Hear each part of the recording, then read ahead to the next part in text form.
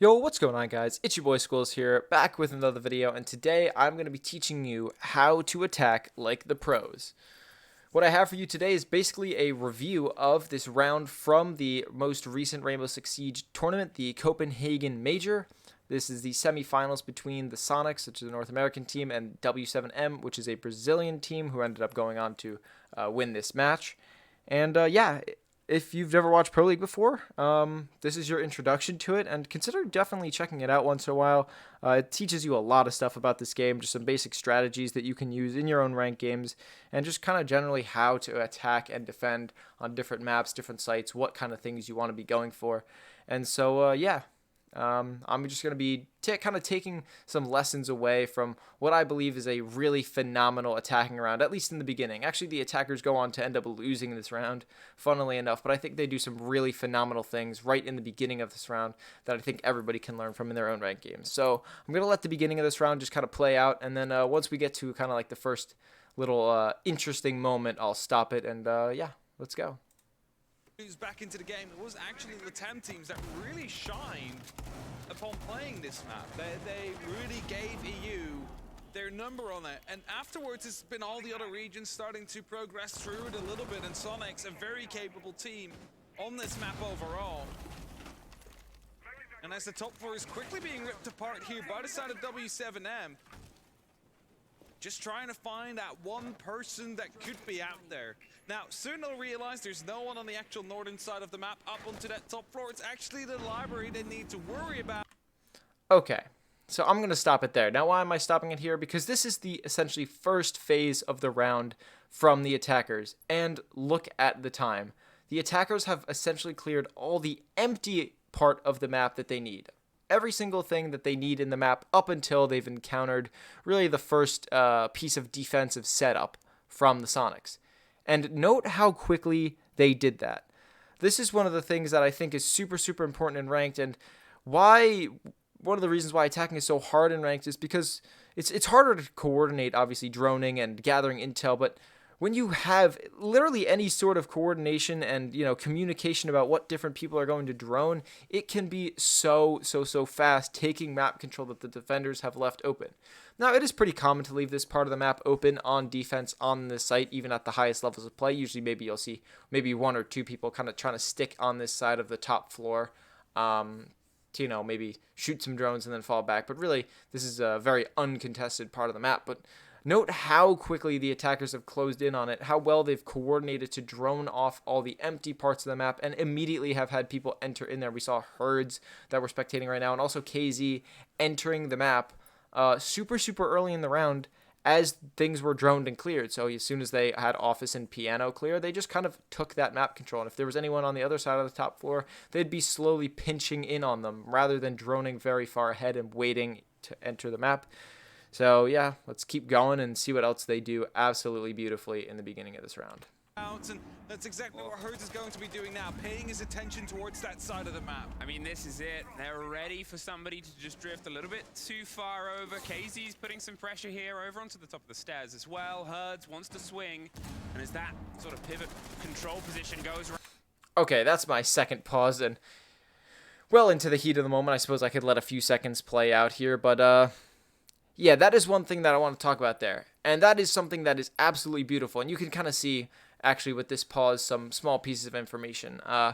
Two attackers here positioned outside library, one on each of the windows. Felipox here on the sledge outside this window, and I'm not really sure exactly who it is on over here on this side of the map. I would assume JV92 on the Dokkaebi. But what we just saw there was beautiful timing, and I think that kind of timing and like aggression, but also being smart about your executes. Herds obviously was in a great position to get aggressive and earn himself a pick, which he did. Unfortunately, he got traded out. But what I'd love to point out there is KZ used both of his nades on the top of the stairs. And as soon as that second grenade went off, that indicates two things.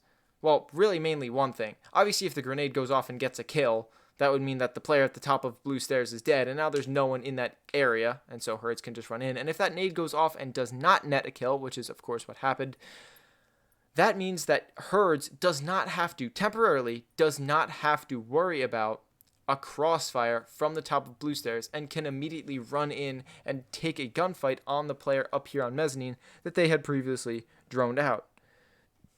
And so with this kind of timing, you can get some really aggressive plays and make stuff work that you would not otherwise.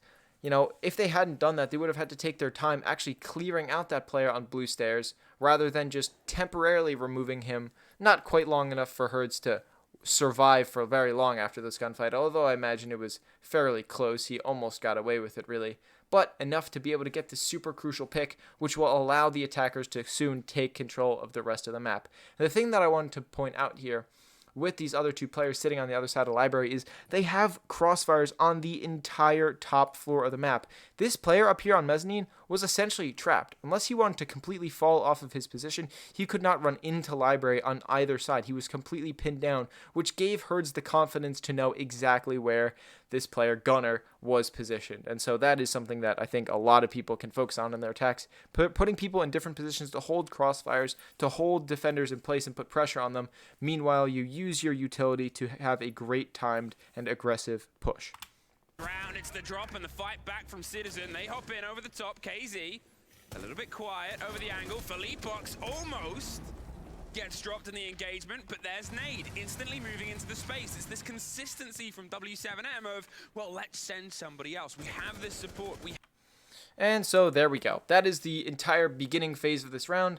And now with a minute and 30 seconds, W7M has essentially traded 1-for-1 with just their fragging operator and have now gained access to the entire top floor of the map. And from here, it really should just be a free round win. Now, I might play the rest of the round out at the end of the video once I'm really done talking about everything that I want to talk about. It ends up going the way of the defenders because they really fight back very well here. But this is such a strong position for the attackers to be in. Really, all they have to do here is use their vertical control, move people around in the site, maybe get a kill or two using the vertical play, but clear enough space out and then go for the plant. And things don't quite go their way, but in reality, the beginning of that round was so beautiful from W7M, droning very efficiently, putting people in efficient positions to hold good crossfires, to lock the defenders down, and then using that utility to have a aggressive but well-timed attack in which they use their utility to clear a certain position temporarily and then use that, the removal of that crossfire essentially, to make an aggressive push. So I think that's something everybody can learn to replicate in their attacks, you know. And even if it does take a little bit of coordination, just basically using your mic in ranked and just trying to ask people to go to certain positions and just hold an angle for you, even temporarily, can be a great way to get some of this. Maybe not perfectly. Obviously, you're not going to have the level of coordination of a pro league team in the semifinals of one of the biggest tournaments of the year. But I think everybody can learn something from this. So, you know, I'll let the rest of this round play out. It's only an extra minute and a half, and we'll see what ends up transpiring. And, yeah. Have the pressure that we can keep applying and keep applying and keep applying, and Sonics at this point, they're trying to not get caught out by that game. Setting up some extra drones as Geo Philippox gets as well. and a kill. Citizen To follow up. It's only up to JV92 right now. This round quickly went very south for the side of W7M here. Almost the double, and Philippox, he was quite far away from that C4, which we know from the fact he was quite close to death before it exploded. But here, Citizen wanted to see if he could get a bit lucky. They don't want to hand them the advantage. They learned a lesson of how that can be fought back. There was taught to them yesterday by M&M, losing a couple of 4 versus 2s against W7M, but they're very spread out. They've had to go for a deep rotate. They're going to go for the pinch on the snowmobile stairs by the looks of it, with Philippox hoping it forces somebody to the double door, or forces them around. No one is paying that attention, though, with the security position back here onto the side of stock, the swing round onto the full white. There's the pings on the player! But the engagement was went out.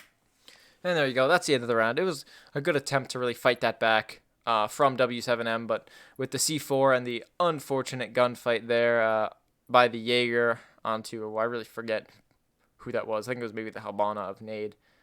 Yeah, just kind of sucks for them. Honestly, they just got unlucky and lost a couple frags. But at the end of the day, again, the beginning of the round is something I think absolutely everybody should learn from. And yeah, hope you guys learned something from this video. Make sure to like, comment, and subscribe. I read all of your guys' comments. And I'll see you guys in the next video. Peace.